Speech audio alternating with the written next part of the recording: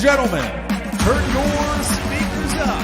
It's time for the On the Mark Wrestling Podcast. A podcast discussing all things AEW and WWE. Oh yeah! Let's meet the hosts. First, a man hailing from the Hub City in Indiana. He goes by @TooSweetKyle on Twitter. The host, Kyle Gagliardi. And your co-host, hailing from the Valley of Lake Tahoe. He goes by @JimTuck89 on Twitter. Jim Tucker. And last but not least, hailing from the cornfield somewhere in Indiana, the full-time part-timer, Ian Garavaglia.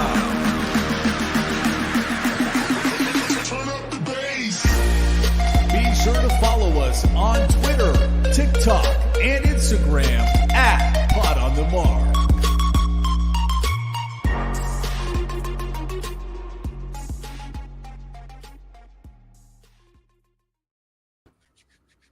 What is going on, everyone?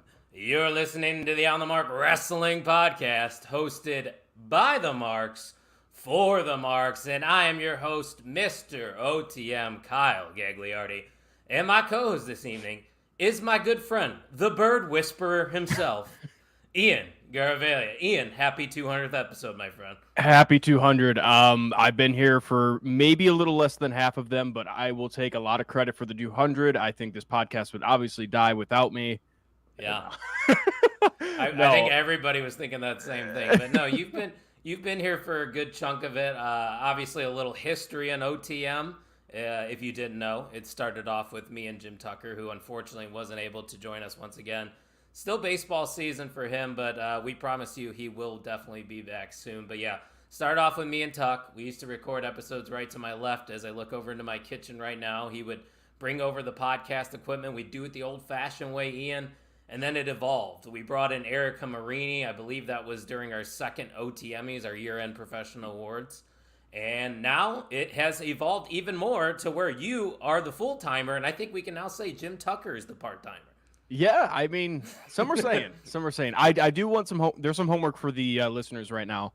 I was on one episode for an interview very, very early on. I honestly don't know the answer to it. Please search up which numbered episode it was, because I'm going to go back and listen to it, and I will give a full-on review. I have not listened to it at all. I did the interview, and that was it. Being completely transparent with you, Ian, I mean, and this is to start everything when you get into a new hobby and an adventure. You're going to struggle at the beginning. It's not going to be easy. And I could tell you weren't comfortable, but to see the growth throughout these years, it's honestly been pretty impressive. So I commend you and your efforts here in the podcast game. Thank you. Now I just get uncomfortable with my friend, and now we're good. Yeah, we've evolved into a different format there. But yeah, Jim Tucker, definitely want to give him some shine with this being episode 200, because without him, we do not even start this podcast, and he is the reason we have the Libsyn to upload our episodes to. He contributes every single month, as does myself for here, the StreamYard. But it is really a group effort. But it's not just us that get to talk to you guys every week. The main stars of the show are our chat, and the chat is giving us our love. So let's acknowledge our chat. First off, SCW Steve stopping by. He said, congratulations on 200 episodes. One of the best pods in the game. Cheers to many episodes ahead. And I started to think about this, Ian. I don't plan on stopping anytime soon. I think we can really put up another 200 here in the next couple of years. Yeah, I mean, especially the only issue is wrestling. It's been really slowing down lately. Not a lot to talk about these days. So that would be the only thing. If wrestling starts dying out, maybe we'll fizzle out. But no, I genuinely have a great time, and I look forward to every Thursday. It's another day of the week that I'm actually looking forward to after work. So yeah, it makes the week better. I just get to talk wrestling. It's fun. It's a great time. Nothing wrong with talking some wrestling. Mr. Cincinnati says, congrats, boys. We'll celebrate at SummerSlam. # main event moves. Wish. Yeah, Ian will not be there, but We just found out some news that potentially the Royal Rumble might be in Indianapolis, which is pretty close, Ian, and I think you might be interested in that. I am 99% in because there's always that 1% chance with me. Wow. Yeah, that's fair. I mean, it's not going to get closer of a Rumble than Indy, besides Chicago, but even that's 30 minutes closer. Yeah, we've talked about how just running an event at Lucas Oil Stadium seems like a no-brainer. Seems like that's in the plans, but we cannot confirm nor deny. Kine congratulating us as well. Kine been with the show now for probably 100 episodes. Once again, I don't have numbers on all of this. Podcast Dad, your father, also in the chat, wishing us a happy 200. Appreciate you guys very much. And there it is, the Great Brown Hope himself from the Main Event Wrestling Network. Ian, if the listeners don't know about the Main Event Wrestling Network, first off, what you're missing out. Second off, why don't you tell them what they're missing out on? Well, you're missing out on a lot of wrestling content. You have vlogs, you have videos, you have podcasts like us. And actually, last little cheap plug last night, Tim Vicious, our YouTube GOAT, posted a video with the Great Brown Hope, giving a little interview with a professional wrestler in training. So definitely give that one a shot. But yeah, like we were preaching earlier, it's about enjoying wrestling and talking wrestling with friends. That's all we go for. There's no competition. It's just trying to rise everybody else up. So if you are interested in joining or just want more content to listen to, follow us at mainevent_net or reach out to one of us if you are interested in contributing. Couldn't have said it better myself. I like this one for the Great Brown Hope. Ian Indianapolis. I think there was an Ian already in the Indianapolis, but we're good. The doc himself said, "Whoa, Indy Rumble, my neck of the woods." Yes, sir. I think we would definitely be seeing you there. And this is a fun fact. Ryan Vogus, I believe it will. Uh-oh, we lost him. There's more homework for you guys to do, either episode 2 or 3. Uh-oh, is he back? Am I back? You're back. We're back. Yeah, it was episode 3. So, Ryan Matthews, appreciate you as well. 200 for the best wrestling pod in the world. You know, we try. We're just out here having fun, but yeah, you're welcome for the plug, sir. I'm acknowledging everybody in the chat. It's not going to be your typical episode where we are talking the whole time. This is episode 200, so I definitely want to make sure you guys are getting the rub. Ryan Matthews wants to know, though, who's going to SmackDown tomorrow? If you're not, watch for me. I'll be on TV with my girlfriend. We are not. We will not be there, right? You Ian? did change your mind. You were tempted for a while there. All right. Too expensive, brother. Yeah, that's true. A lot of things coming up. But, before we get into the actual wrestling talk, because that is what we are here for, I mentioned that you are the bird whisperer. I feel like you need to, I think you need to explain what is going on in Ian's world these last 24 hours. So it's been a little weird. I am notorious. Back in high school, my nickname was Bird God. For one reason and one reason only. I'm not joking. Birds would just come to me and they'd be really chill with me. I've never been bit by a bird, and I like birds. They're cool. I don't know. What about no. So yesterday we were playing wiffle ball, and afterwards we're all just hanging around, having a few beers. And I'm sitting down in my chair, and I see something flying at me, a little tiny thing, and I thought it was a bat, so I about swatted it away. I was like, did one of these. Landed on my leg and would not leave me alone. So long story short, I brought him home because I already have bird stuff. I used to own parakeets, and now he's living in the other room. I will post a video to my Twitter, but he is already flying to me. What's his name? It's Pidgey, like Pidgey. Pokemon. Okay, so you're a Pokemon trainer over there. Yes, he'll be evolving soon. I am at a loss for words, honestly. I don't have anything else really to add. Only you would pick up a wild bird and be able to train it to where there it are some flies stories. I'll tell you about them. There's some stories. Tell you after. Maybe you can tell. Yeah, Ian's new best friend. Look at that. You got new friends now. Yeah, it keeps me company now. Also, guys, don't forget, onthemarkwrestlingpodcast.com. If you want to keep the lights on, or help us keep the lights on, I should say, here at OTM. You see the t-shirt behind Ian. That's something that you can grab there. The tapestry behind me. This coffee mug. What else am I missing? That OTM holiday sweater. That's a part of it. I thought that was limited time. It is a limited time, but it'll bring it come back eventually. Oh, okay. I will. What about that bird's family, bro? You stole that motherfucker. Hey, he came to me. He was running away. Ian's a dad now, people. I'm a dad. Happy he's Father's Day, 22 people. and he's a father. I just turned 31 and I don't have any kids over here. Which, by the way, having your birthday in the middle of the week where you just have to work is the most uneventful shit in the world. I'm not gonna lie, that really snuck up on me. I remembered the date, and then it happened. I'm like, oh, hey, Gax, happy birthday, man. It's just 31, brother. It's not a big deal. My last 3 birthdays were throughout the weekend. It went Friday, Saturday, Sunday, because September birthdays move one day back. A Monday birthday this is coming up. That's perfect for. That might be the worst. 23. It's pretty bad. That might be the worst date of them all for sure. But enough talking about us. Let's talk some wrestling. And we're going to go all the way back first. We're going to keep this in chronological order. Let's go back to a little bit of what happened this past Saturday at Clash at the Castle. Obviously, that happening in Glasgow, Scotland. I thought it was a solid pay-per-view overall. Ian, I don't know if you got the chance to watch it live or if you watched it at a later time, but as a whole, how did you feel about this PLE? So I watched everything up until the main event. And at that point, because I kind of knew it was going to happen, I didn't think Drew was going to win it. And I'm happy he didn't, because I think this is going to lead to bigger and better things. Like you said, the pay-per-view or PLE, whatever, it was solid. Yeah, I gave it like a B rating, maybe B minus. I was at a B minus, I think. I think we could have had another match. I know people like the 5 to 6 match cards, but I felt like 5's more on the lighter side. I know your father, the podcast dad, said that as well, but I kind of agree with him there. I'm interested what you think about that. Yeah, I'd agree. I mean, especially when you're going overseas for something, like you might as well take advantage of it. I mean, you have the SmackDown.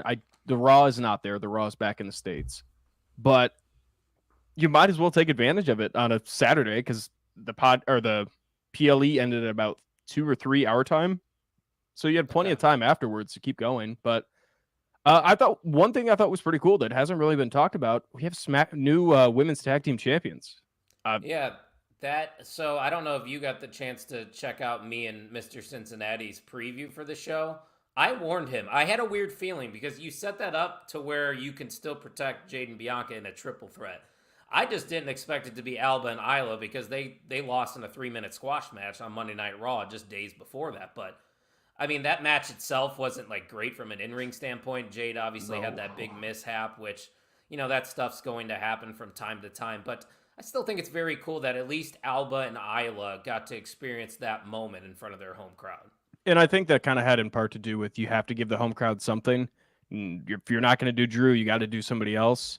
And it's not going to be Piper. Sorry. That match was I was not a fan of it.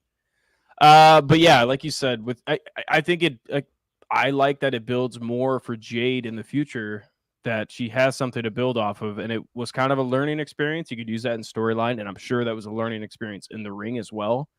She went for a lot of high risk stuff, which in WWE, that's not what you necessarily want to go for. And it failed almost pretty much every time. So who knows how slippery those ropes were. Yeah, who knows indeed. And they sometimes use different, I think, rings and ropes when they go overseas, because obviously they're not going to transfer all that stuff. So we don't know what goes within the ins and outs in the WWE, but we can at least assume. But let's run to the comments here a little bit. Tyler Helton in the house. He said, I think Raw is better than SmackDown. I would have to agree with him. He said, I love WWE's better products than AEW because long-term storytelling. I think CM Punk versus Drew at SummerSlam and the new Bray Wyatt family is cool. And we're definitely going to be talking about both those things. But I think it's safe to say, Ian, that we would agree with Tyler that Raw is definitely the superior weekly show. Yeah, I don't even think, especially with the new the Wyatt 6, it's a clean sweep at the moment. Yeah, and like Tyler said, like, share, subscribe, help us grow, be a friend, tell a friend. Going to steal the Junkies phrase. If you know one person that might like this podcast, share it with them. And then after you share the OTM podcast, go ahead and share the Wrestling Junkies podcast as well, because there's good brothers over there for sure. Robbie Collins says, Scottish crowd made themselves known. I absolutely loved CM Punk for what he has done, and it actually made sense. And we're definitely going to get into that a little bit, Robbie, so I'll come back to you here in a few minutes. But Great Brown Hope says, a lot of the newer stars got to prove their names and hold weight. Solid PLE that served its purpose. Yeah, Ian, I would definitely say it didn't feel like a major pay-per-view, and I don't think it was intended to feel like one. I just think the overall consensus, that at least that I'm seeing online, is that they marketed this pay-per-view for Drew McIntyre. Like, he was the face of everything, and a lot of people kind of just assumed that he was going to get the win. But kind of like what Robbie was saying, with that finish, it makes a lot of sense. So let's go to that finish, because I think that's the biggest, topic that's coming out of this. And if you haven't seen Clash at the Castle, here's a brief recap for you. CM Punk did inevitably end up costing Drew McIntyre that World Heavyweight title in his home country. It was great camera work by the WWE, I must add, because, I would say a few people probably couldn't recognize that was CM Punk sliding into the ring until he just stopped at 2. Camera pans on over. CM Punk's got that smirk on his face. Ian, there's just really not a more perfect guy to fill that role in this situation than CM Punk, and I think it was executed perfectly. It's so strange with this storyline. CM Punk is an asshole. He's been showing that time and time again throughout the story. Yeah. What is there to hate about Drew? That he's just against CM Punk? Is that the only thing? Yeah, I mean, CM this guy Punk's the goes, hot new toy. This guy goes, I'm going to quit the WWE. I just got screwed by CM Punk in my hometown, my home country, for the second time, and he still gets booed out of the ring. Yeah. This storyline it's something that we haven't seen. I mean, I don't even know since when. Drew definitely one of the hotter ones in recent It's weird. That I can think of. It's a different one. I'm all in on it. Yeah, you would think on the surface level, CM Punk's the bad guy. Drew McIntyre's the one that's speaking facts. And honestly, what you saw on Monday Night Raw is you see on the headline here on screen, Drew McIntyre just straight up says, I quit. I'm done. Now, whether this is a short-term play just to make fun of CM Punk for quitting companies in the past, I mean, he's done it with the WWE. It was actually a story in WWE, and he obviously did it in AEW due to that brawl out at All In. But, regardless, I think at least some of us had the right idea of prolonging this a little more, because CM Punk versus Drew McIntyre, and we've said this before, Ian, that matchup with the world title without, I think it's probably better without it. Anything that Punk's in does not need the title. That was the same thing with AEW. AEW is basically the same thing. Punk did not need a title around his feuds at all. Him and MJF, that was his best feud by far. I don't think that's a question there. There was no title involved at all. And that's the same exact thing that they're telling here. And with Drew McIntyre, I'm just so... I want something to happen for him out of this. I just don't see any win coming with this, because you would think it seems like they're trying to push the crowd more towards Punk. Like, even Drew McIntyre, he sounded like he was going to cry during his promo. That's trying to grab the fans' attention and say, hey, this is actually the guy you're supposed to cheer. Yet they don't. So in the long term, I feel like Drew McIntyre has more of a career afterwards. Maybe I'm completely wrong in saying that, but like I said, we just have to sit back and watch. That's really it. Yeah, and you can't be mad. I mean, yes, you can. I can't sit here and tell you what you can and can't be mad at. Like, if you're a fan of Drew McIntyre, obviously it's frustrating that he's never really gotten that true moment. Like, post-COVID, we talk about him being the Thunderdome MVP, or at least one of them, and he still really hasn't got that defining moment in front of the fans. But I think eventually that is definitely something that's going to be coming. Mr. Cincinnati, I answered this just a few minutes ago. I will not be going to SmackDown in Chicago, unfortunately. Yeah, I know. Kine says, I think you'll find NXT is the superior show. Kalani Jordan is on it. Also, Joe Hendry appeared. You guys are jumping the gun. We are going to get to these topics. Don't worry.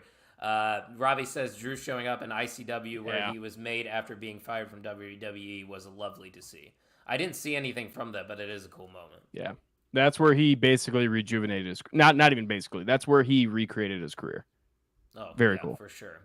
The doc says, I felt like it was telegraphed that Punk would cost Drew, which is a fair take, but he completely agrees that it was done very well. Most would have expected a typical run-in or just an entrance music distraction. And that's what I said on our predictions. I thought maybe Punk's music was just going to hit, and that's how they were doing it, but I think this was probably the best way of going about doing it. Yeah, it makes more sense. No one knew that Punk even came to Scotland, Glasgow, or Glasgow. Yeah, it made sense that way. There was not a good way or easy way to mess that up. So whatever they threw out there was going to work. Kine brings up an interesting point. He said, I'd low-key like to see Drew go to TNA for a few weeks, get a title shot there, and then Punk costs him, so Drew eventually comes back to the WWE. What do you think about that little fantasy booking there? I think it's it's just kind of like pouring more water into a cup that's already full at this point. I think at this point, you really got to start diving into when are they going to get into the ring, not the behind the scenes stuff of once he's cleared. Costing. Yeah, we don't know. We really don't know. So he's got to be close, but has to be. Tyler's calling it, and I think he could be right as well, that CM Punk, we know, will be at SmackDown. He thinks Drew could attack him there Friday in Chicago on SmackDown, which that's kind of a short term. Yeah, I was about to say. Come back, but there wouldn't be a better place to do something like that, Ian. True, in Chicago, yeah. If you really want to solidify who's the face and who's the heel, get the Chicago crowd to hate you, and that's how you solidify it. Tony says rumors are swirling that Bad Blood will be a PLE and there will be a Hell in the Cell match. If there was ever a match truly deserving of it, this would be it. There's your main event right there, Ian. Bad Blood. Yeah. Don't even need a title. There, Tony. CM Punk adding insult to injury, wearing the Celtic zipper, Drew rivals team. Okay. Pretty historic rivalry in Scotland. Don't know how to describe it, American rivalries, but it was a big deal. Okay. I didn't know that, so that makes a lot more sense. I appreciate that. Now, if Drew McIntyre comes to Chicago in a Cardinals jersey, I will no longer be a fan. No, that's how you describe it, Robbie. What do you think gets more heat in Chicago, a St. Louis Cardinals jersey or a Green Bay Packers jersey? Oh, Packers. I think there's one team in Chicago, yeah, for the Bears. Yeah, good call. I was gonna say, I think you're gonna get more heat, definitely wearing some Packers gear, which I've done. Surprisingly, I know that doesn't surprise anyone. I have done it, and I survived. You heal. Yeah, heel Liarda for sure. Is the chat cooking right now? The chat's always cooking, Tyler. We always got a very active chat here at OTM. And speaking of active chats, the man himself, Tino's in the house. Tino also part of the Main Event Wrestling Network, so make sure you check him out. I believe he's doing his last stream before he takes a couple weeks off. He's in the process of a move, but he will be back at some point in July, so make sure you check out his stuff for sure. But Ian, was there anything else from Clash at the Castle that you want to talk about that caught your eye? Not necessarily. I kind of felt, again, I was expecting more from the Gable match, the Intercontinental match with Sami Zayn. It was a good match, very good match. That's what's going to happen when you throw Sami Zayn and Chad Gable in the ring. But I was expecting more.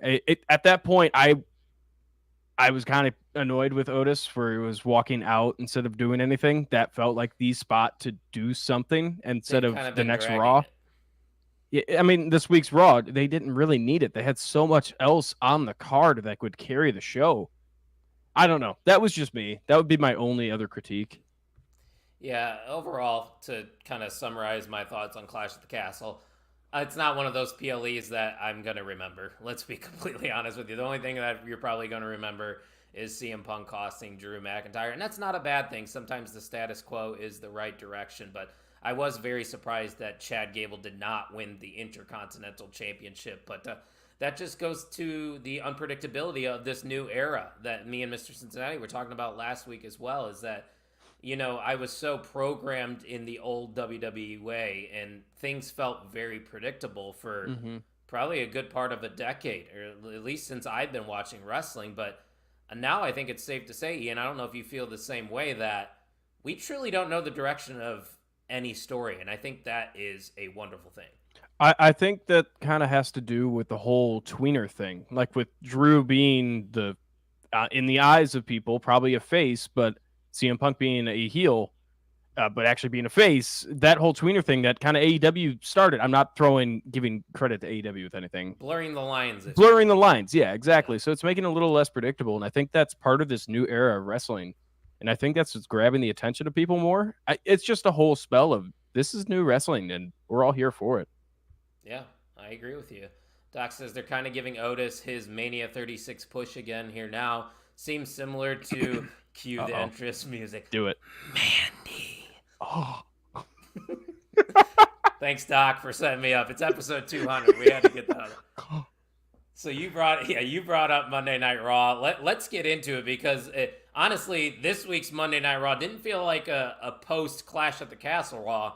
It truly felt like a Raw after WrestleMania, because a lot of things we didn't expect to see, we saw. And it started at the very beginning of Monday Night Raw when we heard Burn It Down hit. Seth Rollins, who hasn't been on our TVs now for a couple of months, made his return. He's got a new Tron, same theme song, looks like the same gimmick. But not just him being back is the story. He's going to be getting a title opportunity at Money in the Bank against Damian Priest, which you could make, a critique that maybe that's just jumping the gun a little too quick, putting Seth Rollins right back into the title scene. But overall, as a whole, Ian, you excited to see Seth Rollins back? And do you think putting him in that match with Damian Priest is the right call? Hey, hold on. Do you smell that? No. I'm smelling a heel turn.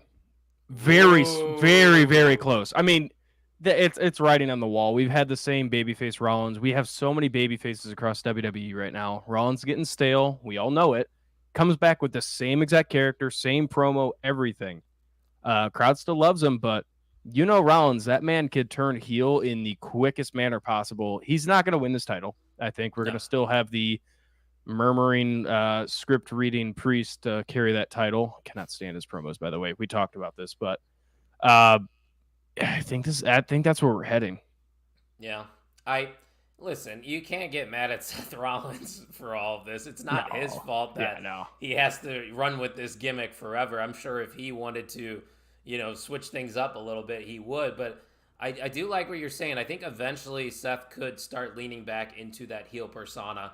Another thing I noticed, too, is after his return, they released new merch for him, and the new merch looks a lot like the old merch that he had when he was the Architect.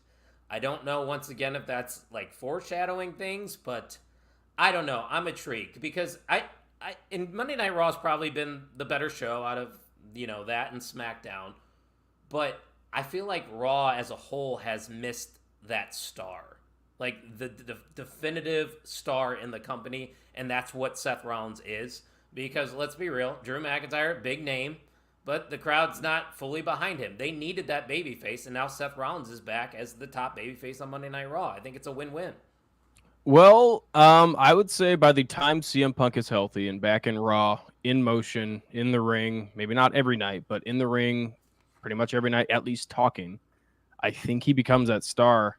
I just really want to see a heel turn from Seth Rollins, so I'm going to keep giving reasons why I think it should happen. If you're missing that star, I think CM Punk's your guy after he goes through Drew McIntyre, because I think CM Punk will win that feud or come through. Yeah, I mean, I do too, but now that we're on the Rollins topic, I don't know why this just popped in my brain, but let's go back to WrestleMania 40. We know what happened with Seth Rollins and Roman Reigns. He hit him with that chair. What if Roman Reigns returns at Money in the Bank and costs Seth Rollins his match against Damian Priest? And you set up Seth Rollins versus Roman Reigns at SummerSlam. Okay. Maybe I think that's something. I just feel like with today's wrestling now, you want to drag that storyline out. I'm thinking too far in the future to the fact, to the point of next year's WrestleMania with Bloodline. How does that going to fit in? But that's me overthinking it. I like that idea. I love that idea. Roman next year at WrestleMania. Yeah, true. Okay. And then you could do Seth versus Punk at next year's Mania because you didn't get to do it this year. Yeah, Seth will be heel by then. And I don't know who Cody would face if he still is the champion. Maybe it's Gunther. I don't know. Cody could set that Mania probably going to be a champion. This is the thing, man. The unpredictability. It's a great thing in wrestling right now. Tony says, am I in the minority in thinking the Monday Night Messiah gimmick for Rollins was his best gimmick? Yes, I would say you're in the minority. My favorite was when he was the authority, Seth Rollins, when he was getting chased down by Dean Ambrose with the Money in the Bank briefcase. That's my favorite, Seth Rollins. Fair enough. Annoying. Yeah. Him just being in the the corporation group. Why am I blanking on what Authority. They were called? Authority. I just said it. Yeah, I don't know why I'm blanking. Somebody that was mine as me. well. Jeez. What's this, Tyler? Here, I have questions for you guys. New Wyatt attack him. Rollins? Maybe. I thought that when Rollins started off the show that maybe the Wyatt Six would attack him, but maybe we could put a pencil in that because I think that there is some logic behind who the Wyatt Six attacked on Monday Night Raw. But it looks like there's two people that would say J&J Security with Seth Rollins. Look at that. Remember those days? Yeah, that's the authority stuff. I just remember that. Yeah, Kine said Seth's best gimmick was authority Seth. He was annoying, played the role perfectly, was a coward, but that's what was so special. Yeah. Hey, the chat's on the same page. You love to see it. But yeah, nonetheless, pretty exciting to get Seth Rollins back on Monday Night Raw. And we alluded to this happening a little earlier in the show. Otis has finally snapped, and it seems like Alpha Academy has turned their backs on Chad Gable. That reaction that Otis got was fantastic. This could be the major story coming out of most Monday Night Raws. It just so happened that this Raw had a lot more moments than this, but nonetheless, Ian, yes, you could argue that this kind of was dragged out a little bit. Maybe we should have seen it a little sooner. We got that moment. Now what?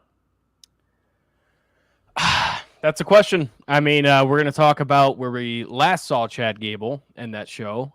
We will talk about that. I don't know. I wish I had an answer for you. This could be super mediocre. Otis said he's going into the Money in the Bank match, so there's that. I don't know if he walks out champion. There's so many guys in there that could use that briefcase. Besides, what do you think about what the Great Brown Hope's saying? What if Otis comes out as the new IC champion and you potentially set up Sami Zayn versus Otis, or maybe even a triple threat with Chad Gable? But then again, Chad Gable might be dead. We don't know. We don't know. They left us with questioning everything, which is awesome. I don't know. I have no answer. I loved the turn. Thought it was way overdue, but I think it was beautiful as it happened. Tozawa. No, sorry to cut you. Go ahead. I was just saying, not a lot of people are talking about what this could do for Tozawa as well, because I think he's always had that one. He's always been there. Everyone has always loved him. He's just never had an excuse to go after any title or have any good matches. So I'm excited to see what there is for Tozawa as well. Yeah, like Robbie's saying, we all talk about Otis. What about Akira Tozawa becoming world champion? We got to start having these conversations. Some are saying. Robbie also said, won't forget when Dean Ambrose put slime in the Money in the Bank briefcase. I don't even remember that. Oh my gosh, that's the biggest thing I remembered from that. He opens the briefcase, slime just shoots him in the face. I'll send you a video. There's probably a good reason why I forget that. Great. No, it was good. It was funny. Otis and Bronson, Otis and Gunther, Otis versus Jey Uso, Otis versus Gable. Yeah, there definitely is some possibilities there with Otis, but it goes back to what Tony was saying earlier too. This kind of feels like that momentum that he was getting a few years ago going into WrestleMania. Otis is just that perfect babyface because what you see is what you get with him on screen. It's hard to dislike him, and I think he's the perfect adversary right now for Chad Gable. I wanted that to be the IC title match at SummerSlam, Ian, and we still maybe can get there, but I think the positive out of this segment especially is just how much risen the Alpha Academy is now. Maxine, Akira Tozawa, and Otis coming out of this. I mean, shout out to Chad, though. Like, this was his moment. He probably had to lose the title for some reason to set up this Otis turning face feud. And he kind of threw away, like, having more of a solo thing. But he's going to be putting over Otis, I hope. I really hope. But, yeah, shout out to Chad, because that dude is risen those three people in the Alpha Academy. Also, thoughts and prayers. We don't know what the latest situation. Rest in peace. Kind says, I think we needed the snap, but it benefits Chad more if he teams with the Creed brothers. Yeah. As then all three benefit. Whereas for Otis, Maxine, and Akira, it's mid-card city for them still. And I think that's a fair point. And that's another thing we haven't talked about. They have been teasing that Creed brothers and Gable, I can't even call it a reunion, just them joining together to become a faction. I think that's where the money is at as well in this feud. Yeah, that sets it up. I mean, well, that's still 3-on-2. Yeah. Well, maybe the Alpha Academy has an ally somewhere, like Jack Swagger. Jack Swagger's a free agent. Jake Hager. Tucky? There we go. You see it on the screen. Oh, yeah. Tony says Tucker comes back and links up with Gable instead of Otis. Oh, he's throwing us a curveball. He's going the opposite. And actually, when we say Tucker, we actually mean Jim Tucker. That is why he's been gone this whole time. He's actually been training to become a professional wrestler to be Otis's teammate, so he could bring his gimmick to real life. Yeah, that makes sense. Kind said Sammy. And I guess, Sammy would align with Otis and Tozawa in that situation. I think the Creeds and Chad would definitely have to win if they had that match. But, one of the big things that happened on Monday Night Raw for sure. But I think the biggest takeaway is how they went off air this Monday on Monday Night Raw. You see them behind us. The Wyatt Six have made their presence known. And I gotta tell you, Ian, when that first chord hit, Bray Wyatt's last theme song that he used in the WWE, it's called Shattered. I got emotional, man, because it took me back to 2022 Extreme Rules when Bray Wyatt did return with the Firefly Funhouse characters in the audience. But this was next level stuff, and you got to give obviously a lot of praise to the WWE production team for this because I thought it was perfectly executed. I mean, let's just start off at the beginning there. That door opens and you see somebody start to crawl out of it. As we get closer, or she gets closer to the camera, I should say, you see Nikki Cross, who is portraying Sister Abigail. We talked about her being a part of this group. It's nice to see that she is going to get the chance to shine here because, Ian, let's be real, that Nikki ASH shit was terrible. So this seems like something Nikki Cross could actually excel in. So I'm excited for that. Yeah, I mean, in every single person, you have Joe Gacy in there, you have Eric Redbeard, Eric Rowan, I guess. Oh shoot, who's the other one? Who's the last? Dexter Lumis. Oh yeah, Dexter. That's right. Yeah, and then Bo too. I'm very excited. My only thing I have to say is, where do you go from here? The behind the scenes, behind the curtains, there was blood. Like, there was purposeful blood on the walls. Like, someone got shot. You had Carmelo Hayes on the ground. You had Chad Gable, obviously. I didn't see anybody else. So let me clarify that there was a report that came out today that those were extras that were being used other than Chad Gable. Obviously, we noticed who Chad Gable was, but the extras were, if they were portraying Carmelo Hayes, Gunther, and all the names that people are speculating, I'm not sure. But the only one that was confirmed in that backstage massacre was Chad Gable. So I guess we'll learn more about that as the time goes on. But there was so many hidden gems in this segment as well. Eric Rowan, when they revealed him as the Rambling Rabbit character, he also had the masks from Luke Harper that he had when they were in the Bludgeon Brothers. He had that bludgeon on him, so that was a nice nod to the past as well. You saw Dexter Lumis, who I believe is going to be portraying the Buzzard in this situation. The lights were flickering. He's going to excel in this. And then Joe Gacy in the back room. They reveal Uncle Howdy. He's kind of just staring there creepily. I mean, honestly, Ian, we talked about this offline too. This could be my favorite debut in years. I don't want to put an exact year on it, but seriously, I don't think you can nitpick something in here and say, oh, why did we need that? I thought it was perfect. This didn't feel like a typical WWE production. It felt like somebody from the horror scene. I mean, the Dallas boys and Wyatt, you knew they had a very creative and in a good way, a dark mind. They had that mind for the horror scene. So I think this is letting Bo Dallas just go at it. And they did, because this is some terrifying stuff. We saw it with the videos, the QR codes, some very off-putting signals, and I thought it was just going to go downhill from there. They could show all they want through pre-filmed stuff, but live on TV, showing the blood splatters, showing the creepy eeriness, it was cool. This is new, and this is some new territory. I am very interested to see how they traverse through. Yeah, and you brought up an interesting thing, or you at least hinted towards it, is what's next for the Wyatt Six. Yeah. I'll tell you right now what it shouldn't be. You keep those people far away from any title in the company. Oh, yeah. Their purpose is just to wreak havoc and destroy people.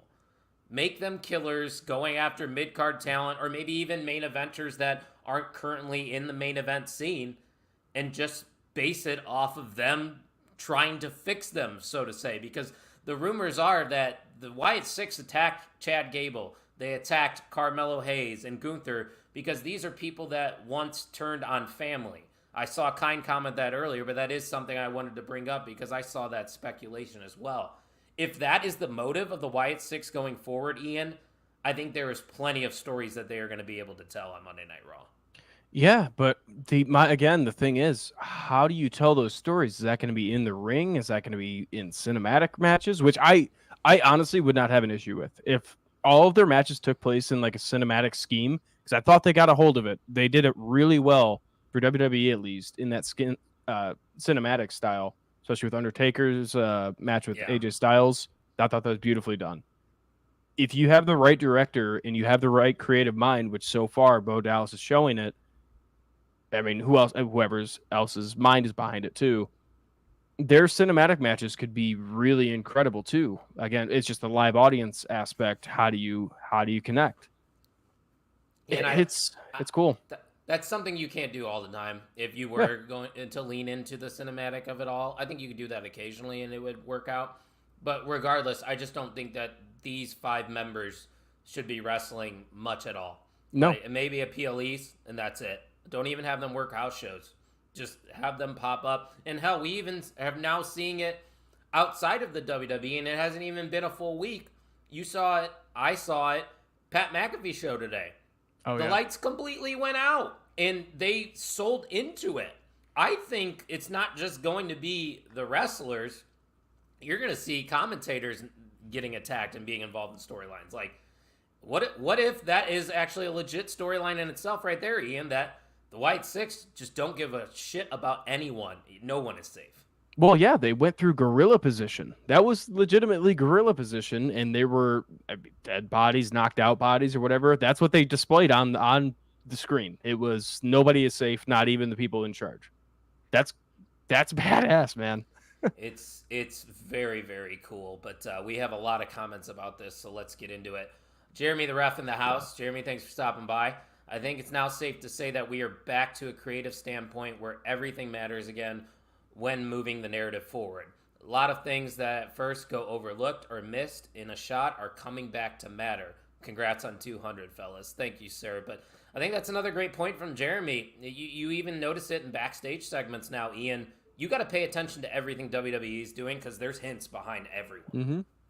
And that's cool. Yeah, again, it's a new era of wrestling, new era of WWE. Yeah, Robbie, wow, the camera work, the production, the introduction, the door, the song, Chad Gable being dead. I really want to know if he's okay. But Great Brown Hope said, hopefully this brings back cinematic matches, so he kind of agrees with you. Always felt Bray's best work was when they let him go outside the box / squared circle.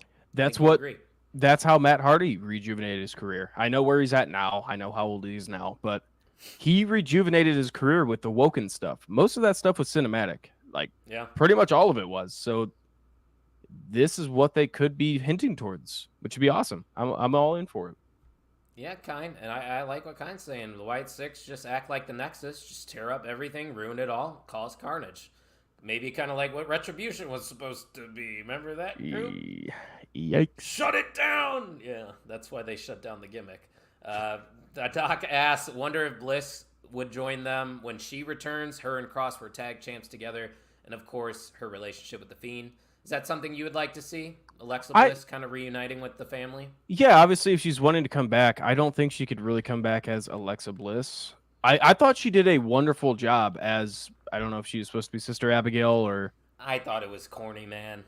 I thought it was okay. I thought she did a good job for what she was given. You had no fans, and it was all displayed through TV, and that was under a different... And you were limited with the Thunderdome as well, so... And it got ruined by the fire spots. I always bring this up, but with Busted Open, they brought up a good point. It's like, the supernatural stuff has to stay outside of the gimmick, because at some point they have to be vulnerable, and Bray Wyatt losing as he did earlier on with this whole new Fiend character, that's what ruined it. Match that's what ruined it. They got to be careful, that's for sure. Mm-hmm. And I got some even responses just from this debut itself saying it was corny, it was hokey. I don't agree with that whatsoever, but it definitely has the potential to reach that territory because, like you talked about, we have seen that in the past, especially with the way that they treated The Fiend at that Hell in the Cell. Great Brown Hope says Rollins is next for betraying the Shield. Sure. Why not, You did say it, yeah. Yeah, that would be definitely good stuff. Tillma agrees with me. Said nothing but havoc until the Rumble. No singles matches. Yeah, this is going to sound weird. I don't want to see them wrestle, Ian. That shouldn't be what the Wyatt Six is about.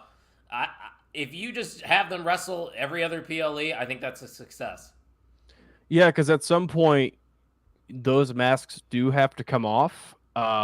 Especially, I think Bo would have to take off the mask at some point, and that's going to humanize him. I think the best part about that's like the thing about horror, especially like the feeling of horror is not knowing what's under the mask. We know what's under the mask, and it's still like it's like the whole Kane thing. We knew Kane wasn't a absolute monster. They did the unmasking very well, but he immediately turned into corporate Kane.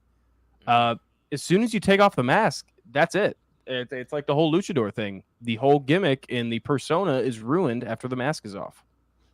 Yeah, let's not put that out there, Robbie. He said let's wait until the Wyatt Six attack the OTM podcast. No. I wish I had the editing skills. I don't know. I did hear a knock at my door earlier. Sure I don't know if you saw me turn turn around. Oh shit. Is he knocking? Yeah, maybe. Robbie does ask us questions. Do you guys think the Wyatt Six should be on one brand, everywhere, or do you want them causing havoc everywhere? Everywhere. Like you said, there should be no rules with them. They obviously have no rules against them. They're not going to get fined by anybody, so let them go at it. Well, also you got to look at the logical side of professional wrestling, which isn't always the smart thing to do. Why would any brand want that group on their brand? Yeah, at all. Yeah. They shouldn't be signing the Wyatt Six like, Raw gets the Wyatt Six. Why the hell would I want my production crew to be dead every week?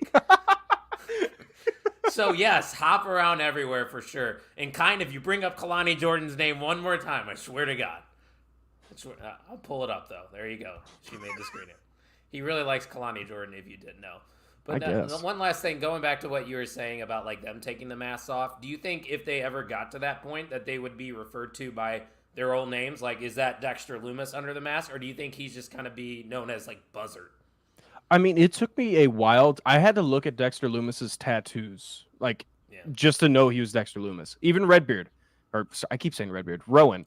It is Eric Redbeard, yeah. Anytime I saw him, I was like, oh yeah, that's Rowan. Okay. Just wanted to make sure. And Bo Dallas, even these masks are made so perfectly well. Like, I forget about them in the past. Even Nikki Cross to an extent. Like, Nikki Cross took me a little, like a second or two, just to figure out who she was. And we brought up with Alexa Bliss coming back. I think if she came back as her past persona when she was with Bray, I think they could do with being a tag team.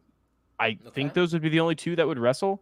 It's just that mask. It's that mask has to, I don't know. But with Joe Gacy's persona of smiling, that's kind of what made him. He was made for this. Yeah. They're all going to shine, man. I just don't see how this doesn't work. And everybody's saying Wyatt should attack the NXT locker room. Yeah, why not? Even what Robbie's saying, go take over TNA. Sure. Why not? Might as well. And I did notice that Tony said WWE filing mass help wanted ads. I think it's a work, but it's still funny. And I agree with Jeremy. Nikki Cross is going to kill it in this.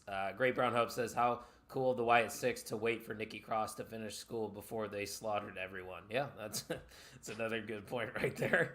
But yeah, just to tie a bow on all of this Wyatt Six talk, man, I can't stop thinking about Bray when I watch this segment over and over again. Just the influence on everything going forward. It's going to be an emotional journey, at least for me and for, I know, a few of you that are watching this show right now, because you can't help but get and see Bray Wyatt amongst these five members. And extra cool for Eric Rowan, because you got to assume that in that moment, Ian, he's probably thinking about Bray. He's probably thinking about Brody. And he gets to carry on the legacy with the brother of Bray Wyatt going forward. I'm so happy for all these guys, and especially for Bo and for Eric Rowan. Yeah, this is a tribute, because their creative minds were insane, especially Bray. I mean, Eric and rest in peace Brody, when he was talking and interviewing about Bray and his creative mind, it was all Bray's ideas. And we saw that when Bray returned. And now I think Bo is taking hints of that and juicing it himself. Yeah, 100%. Kind says first in-ring match should be Wyatt Six versus Team WWE, like a Nexus type vibe. Have a big star like Cody, and then a few guys if you need a girl. I'm sure the women's... No, I'm not reading the last sentence on that. Robbie says, I'm really excited Kalani Jordan. Oh, I'm okay. really excited to see the new work Gacy can do. I listened to him on an interview a while ago, and he spoke about loving this type of stuff, and specifically the old Bray stuff. He'll thrive on this. Yeah. Robbie, send me that interview. I want to listen to that. Yeah, and well said once again, Robbie. Bray was such a big figure to everyone. I think Bray would have been shivering at that introduction. Yeah. And I showed it to my brother. We went out to dinner for my birthday on Tuesday, and I told him to come upstairs because I had something to show him because he usually stops watching for the last hour of Raw. And his face watching it, he looked frightened. And I'm like, that's what you want, right? That's it. It is it. I love horror stuff, and I'm never really scared about it when I'm watching normal horror movies. That's some creepy stuff. I was actually creeped out watching it on my small screen on my phone.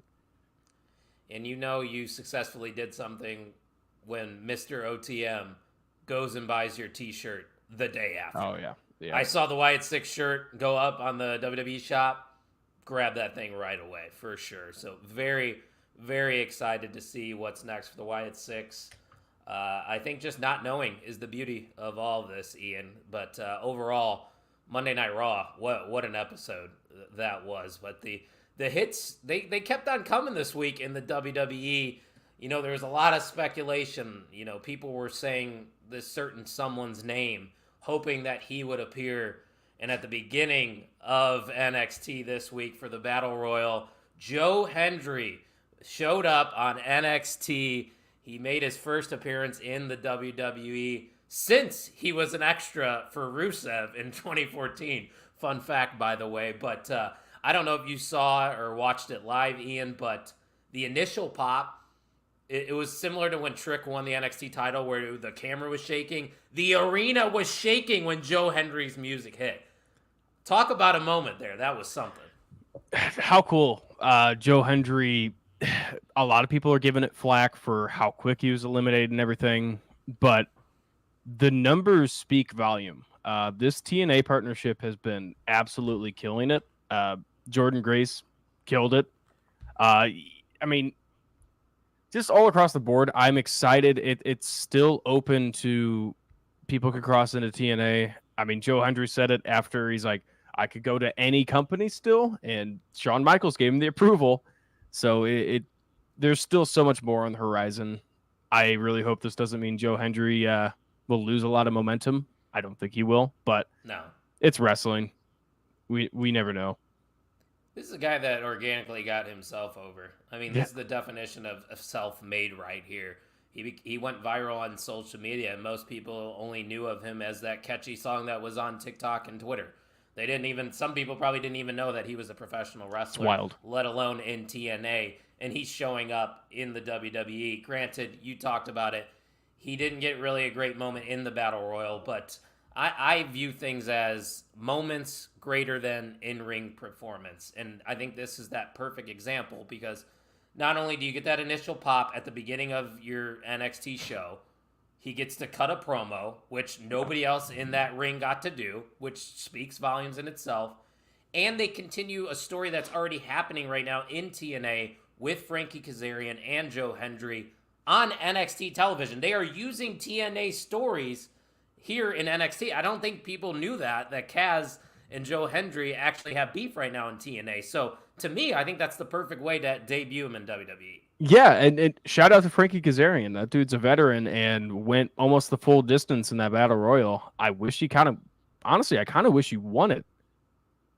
Who, or Kaz? do you think? Yeah, or do you think that's I think he too should have quick? been in the finals. I think he Okay. definitely should have been one of the last two just to have that TNA versus WWE thing, but probably too much to have him win it. Yeah, okay. Because Ethan Page, I know he's not technically in TNA.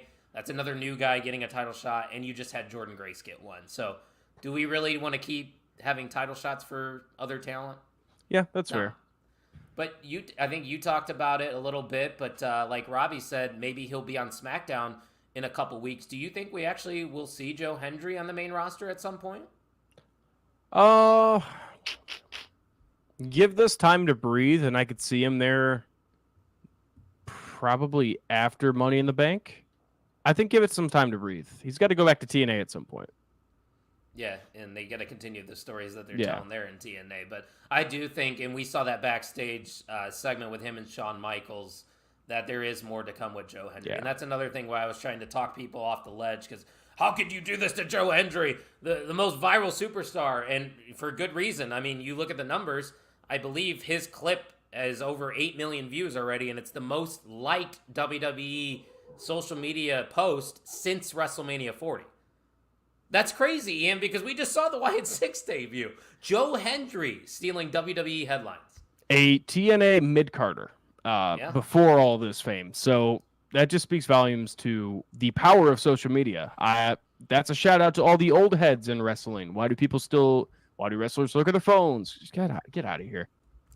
Dude, that's how you make yourself nowadays. I hate it. I hate it so much. I hate old people in wrestling. Get out of here. I get mad at old people for a lot of things, but we could have a podcast Driving? just about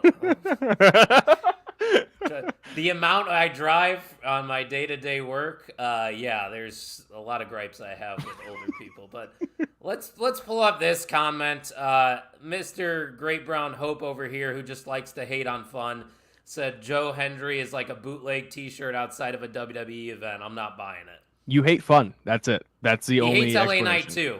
That's the only explanation. You hate fun. You hate people that are having fun and yeah. The Great Brown Hope just reminds me of someone that wants to. What's the way of wording it? Just the contrarian, I guess. He's the contrarian. He wants to be on the opposite side of the majority. He loves being in the minority.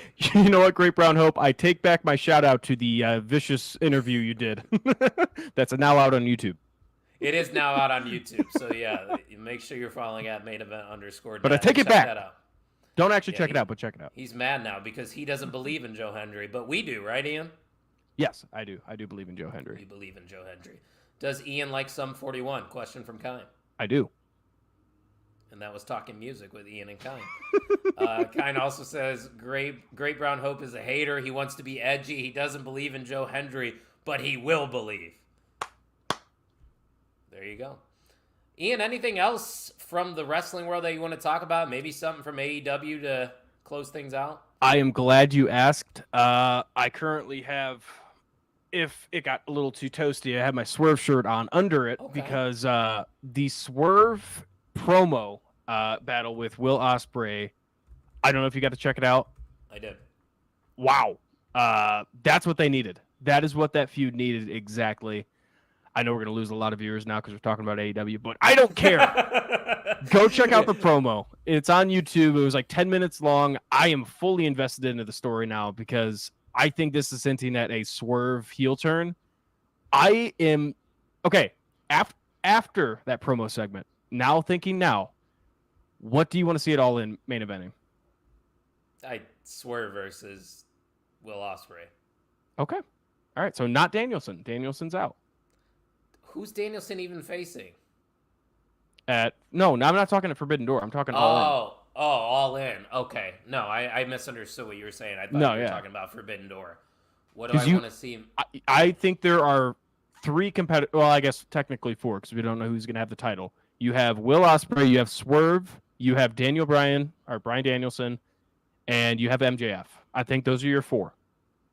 Yeah, I think you could do a combination of sorts. Maybe MJF, Will Ospreay, because maybe by that time people will get tired of Swerve Strickland as champion. But then again, that's only a couple months away. Well, I think this is what might happen here. I think Swerve will beat Will Ospreay in this first match at Forbidden Door. Yeah. I think this leads down. I think Danielson and MJF will match up again at All In. I don't think his retirement match is coming. You still have plenty of time in the year left for him. This is his last year, not his last pay-per-view.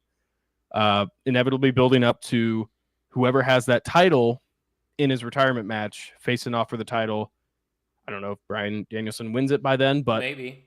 Then you have Swerve and Will Ospreay rematch. Swerve as a full-on heel at that point after he beats Ospreay at Forbidden Door. That is when Will Ospreay in the main event of All In wins the title. I don't hate it. Hey, listen, I'm one of those guys that I firmly believe you don't need to watch weekly AEW television to enjoy their product as a whole. I choose to do so because we have a podcast and I do nothing on my weeknights, so I might as well watch wrestling if it's on TV. So I'm going to watch every single Dynamite. Collision doesn't feel like appointment television for me. I feel like you can just watch pay-per-views and you're still going to, know where you're at in the grand scheme of things for AEW. But that doesn't mean like Forbidden Door, for example, which I don't care for Forbidden Door anymore. I thought the first couple Forbidden Doors were great, but let's be real, Ian, that pay-per-view especially is one of the more predictable cards of the year because they're not going to have, CMLL or whatever they are called. Sorry, I don't know their name. Or these guys from New Japan defeat AEW superstars. It's just not going to happen. Yeah, this is one of those pay-per-views. It's a Tony Khan pay-per-view of you have your main event of storytelling, which I think not necessarily in this case, but like it could carry a load because you're waiting until the main event to see that storyline unfold, which is good. You're seeing really good wrestling in the meantime. So this is one of those Tony Khan pay-per-views of him playing with his toys, and we all get to watch. So I'm not necessarily complaining. I'll be watching the pay-per-view. No, I'm not complaining. I'm just saying, like, it's not like it's one of those. Yeah, I'd agree. I'm sure when I purchase it, I'm going to sit there and be like, yeah, that was worth the money because AEW pay-per-views are usually worth the money. But a couple more comments here before we sign off. I know I'm a little behind on some of those, so let me do some scrolling. Robbie Collins said, did I see MJF have a return match? How'd he do? Yes, he had it against Roosh, didn't he? Yeah, and Roosh killed it. I think he was given a chance and said, go kill it out there with MJF. I did go back and watch that match because I was excited for it. Big Roosh fan. He killed it. I'm excited to see what happens with Roosh. I wonder if he aligns back with MJF maybe, like he had to gain his respect or something. But if anything, this is setting some good trajectory for Roosh. It's something. Yeah, it was predictable, and I was still into it. Now let's capitalize on it. Tony asked, can Jericho just return from the sinking ship that is AEW to WWE? Come home, Chris. I don't want to see that. I was about to say, you're not getting a lot of WWE fans say that. Yeah, what we've been seeing the last couple of years from Chris Jericho, I don't need him on my television screen, and that's just me. If you like him, more power to you. Tyler says Triple H needs to book a War Games Survivor Series team match, main roster versus TNA. Oh. Well, like Kine was saying, Raw, SmackDown, NXT, and TNA on Survivor Series? I'd like to see NXT win that. Remember when they did in Chicago? When they did the NXT thing? That was good stuff. But I do agree, there was a comment saying that, Chris Jericho needs to, or deserves to retire, there it is, in WWE. I could see that point. I'd agree to that. I get that. So that's fair enough, sir. Learning Tree has entertained Tony personally. Yeah, that's enough about the Learning Tree, guys. But anything else from AEW, Ian? Are you cool to wrap things up here? I think I'm pretty good. I'm good. Fair enough, because I watched it, but I didn't pay too much attention to it. But overall, it was a pleasure joining you guys here for episode 200. Obviously, we didn't get to do that Forbidden Door topic that we alluded to a couple weeks ago, but it's going to be on the back burner. We're going to put it in the archives, and we're going to bring it out when we have a slower week. But with all the wrestling that we had this week, Ian, we kind of had to talk about it, didn't we? Yeah, we rushed through that, and we're still at an hour. Like, there's still plenty more we could talk about. Yes, absolutely. Absolutely. But if you want, you guys pay me $5. Everybody in the comment right now, Venmo at 2SweetKyle. I will stay live as long as you want. I will be going. Okay, never mind. I'm not doing it by myself, guys. I've done solo podcasts. Not doing it ever again. And Tyler, wrestling is hot right now. So be a friend and tell a friend that wrestling is great and the OTM podcast is great as well. Make sure you give us a like. Hit that subscribe button on YouTube. All that good stuff. Tony said, fun show, dudes. Congrats on 200. Thank you very much, sir. Appreciate you being part of the family. Kind said needed to talk more about Kalani. I fall for it every time. Got it. Robbie says 200 OTM episodes. You guys belong on all elderly wrestling, and well done, guys. We're still waiting on the 24-hour stream, Ian.